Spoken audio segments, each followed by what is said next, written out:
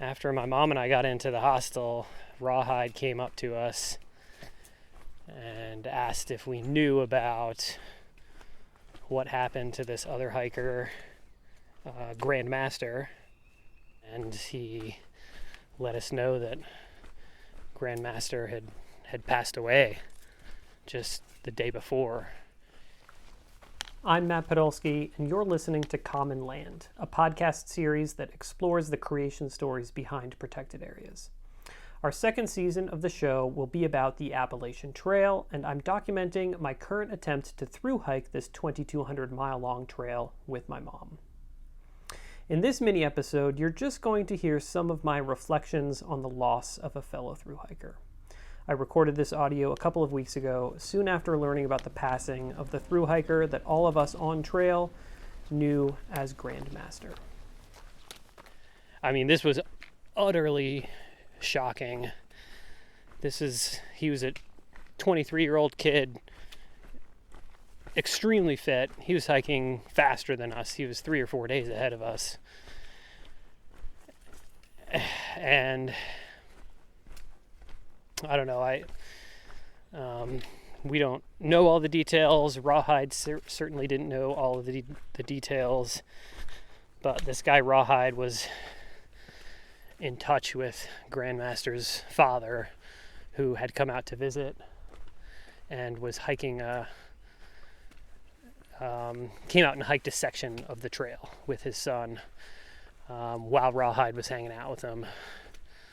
So Rawhide was in touch with Grandmaster's dad, and so yeah, I only know the very limited details that he shared, but apparently he had stopped to eat breakfast at an overlook up on top of this mountain a little bit north of us called McAfee's Knob.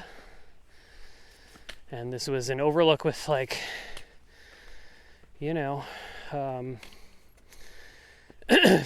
steep rocky cliffs. And apparently he went to stand up and maybe fainted, but apparently he just kind of, as he stood up, he just kind of fell over and collapsed over the edge of the cliff. And by the time paramedics got there and airlifted him to a hospital, I guess he was still alive when he made it to the hospital, but sounds like he died during emergency surgery. So that's all I know right now. But yeah, it was all anybody at the hostel could talk about. And I mean, most of the folks there hadn't met him. But I mean, Jesus, 23 years old.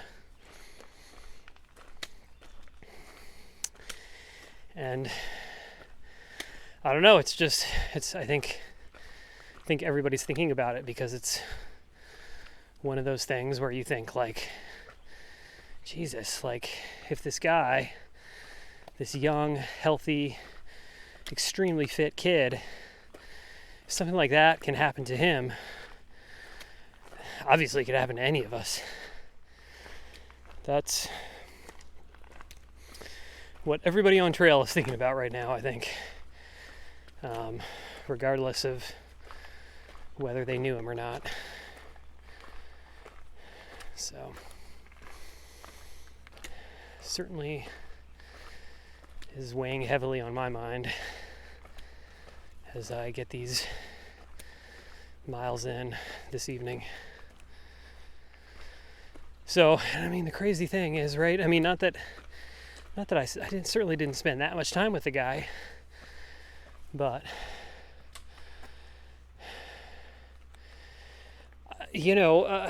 spent enough time with him that I would have called him my friend, and if I'd seen him, if I'd caught up with him on the trail, you know, I would have been super stoked, and we would have had an awesome little reunion. I mean, just as happens every day on the trail, right? When you meet up with people that you've hung out with or had good conversations with, and you catch up with them or they catch up with you.